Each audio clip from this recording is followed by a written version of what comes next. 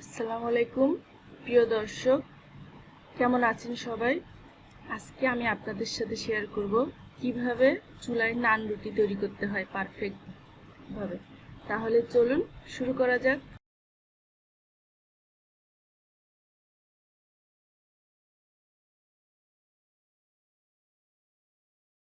আমি এখানে পরিমাণ মতো আটা নিয়েছি, আপনারা চাইলে ময়দা নিতে পারেন।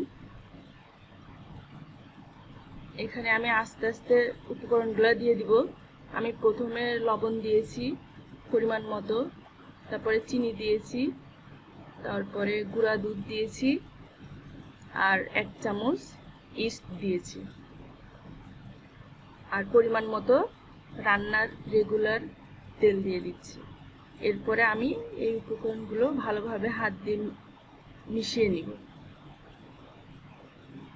তারপর আমি নর্মাল ঠান্ডা পানি একটু একটু করে অ্যাড করব। আমি এখানে নর্মাল পানিটাই ইউজ করেছি।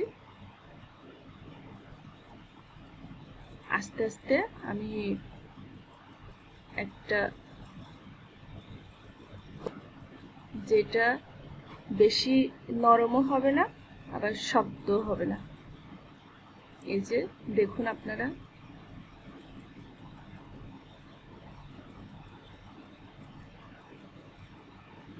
এরপরে আমি রেস্টে রেখে দিব 3 থেকে 4 ঘন্টা জন্য। আমি 4 ঘন্টা পরে ফিরে আসলাম। এই যে দেখুন আমার ডোটা ফুলে এই যে এরকম হয়ে গেছে। এরপরে আমি একটু হাত দিয়ে মাখিয়ে নিব, দেন আমি লিচি কেটে নিব যে কয়টা বানাতে চাই। আমি এখানে 6টা লিচি কেটে নিয়েছি।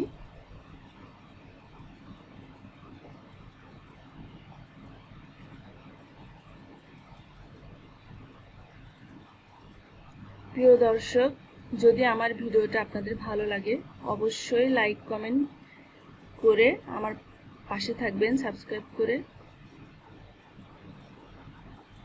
আর কে কোথা থেকে আমার প্রিয় দর্শকরা দেখছেন অবশ্যই আমাকে কমেন্ট করে জানাবেন।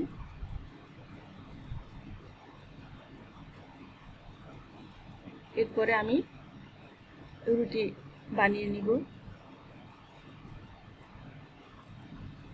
রুটিটা বেশি পাতলা হবে না, মোটাও হবে না।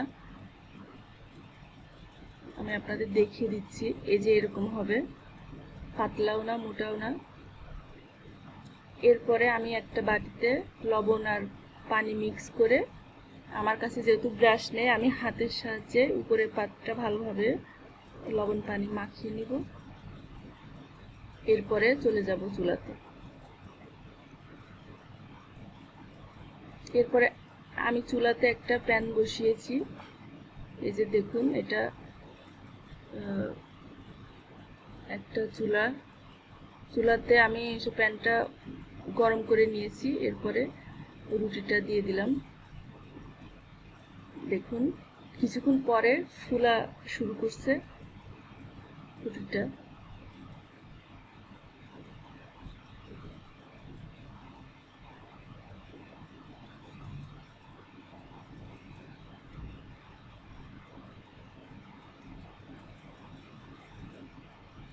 এক পাট হয়ে গেলে আমি এই উল্টাই দিব, কড়াটা ধরে আমি উল্টাই দিব রুটিটা হয়ে যাওয়া পর্যন্ত। এই যে দেখুন এরকম হয়েছে। মাশাআল্লাহ, অনেক দেখতে ভালো হয়েছে। আপনাদের থেকে কেমন লাগছে অবশ্যই আমাকে জানাবেন। এখন একে একে আমি আরো কয়েকটা বানাই নিব। এই যে এটা আরেকটা, এই যে পিছনের সাইড।